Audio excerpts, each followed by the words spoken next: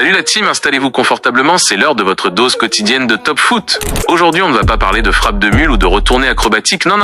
On va décortiquer le feuilleton le plus croustillant du moment, une véritable telenovela footballistique. Carlo Ancelotti, le Don Carlo du Real Madrid, est dans la tourmente, au centre de toutes les spéculations. Mais attention, avant de vous emmener dans ce tourbillon d'incertitudes, faites péter le like, abonnez-vous si vous êtes des petits nouveaux, et activez cette cloche capricieuse pour ne rien manquer de nos prochaines dingueries. Alors parlons peu, parlons mal. Pour le Real Madrid, en tout cas.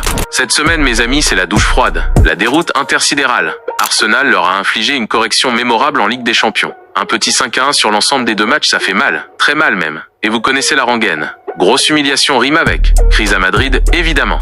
Les gazettes espagnoles se sont enflammées comme jamais. On a vu des titres plus brûlants que le soleil de Séville en plein mois d'août. Ancelotti à la porte, le vestiaire en révolte. Bye bye Carlo après la Coupe du Roi. Et croyez-moi, j'en passe des vertes et des pas mûres.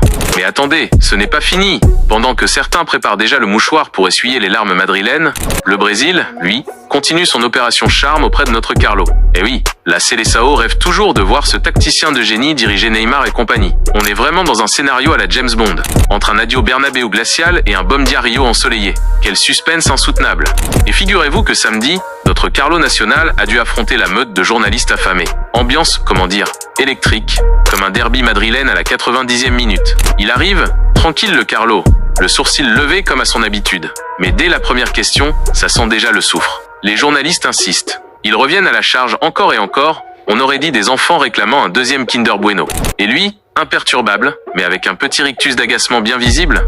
J'ai parlé avec les joueurs, tout va bien. Ceux qui disent le contraire, disons qu'ils ont une imagination débordante, ce sont des conteurs d'histoires un peu trop zélés, quoi. Bim, tonton Carlo a sorti le bazooka verbal. Mais alors, quand on aborde le sujet qui fâche, son avenir, là il devient aussi insaisissable que Kylian Mbappé lancé à pleine vitesse. On en parlera à la fin de la saison. J'échangerai avec le club, pas avec vous, bande de petits curieux. En clair, laissez-moi tranquille avec vos questions à 2 balles, on verra bien ce que la cigogne apportera. Alors, maintenant la question qui nous brûle les lèvres, celle qui agite nos soirées foot entre amis, est-ce que Florentino Pérez va appuyer sur le bouton rouge en cas de défaite face au Barça? Est-ce qu'on verra vraiment Carlos siroter des caipirinhas sur les plages de Rio, troquant le Bernabéu pour Copacabana? Ou est-ce qu'il va encore nous faire un coup de maître, sortir un lapin de son chapeau et remporter un nouveau trophée d'ici la fin de la saison, histoire de clouer le bec à tous les Cassandres? À vous de jouer maintenant la team. Balancez vos pronostics en commentaire. Vous le gardez, vous le virez, ce bon vieux Carlo? Et vous le voyez faire des étincelles avec le Brésil? Ou c'est une mission plus compliquée qu'un contrôle de balle de Djibril Cissé?